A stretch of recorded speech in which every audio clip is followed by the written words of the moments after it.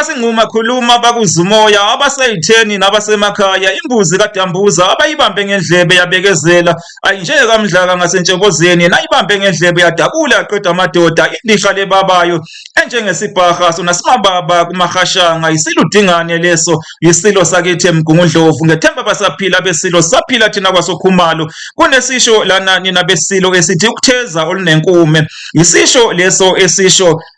ukuyifaka enkingeni umuntu mhlawumbe ethi wenza into kanti leyo nto iyogcina imfake enkingeni mhlawumbe ethi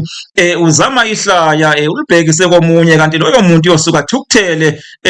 agcine emshayile lo menzi wehlaya wena wesilo wena wezulu eliphezulu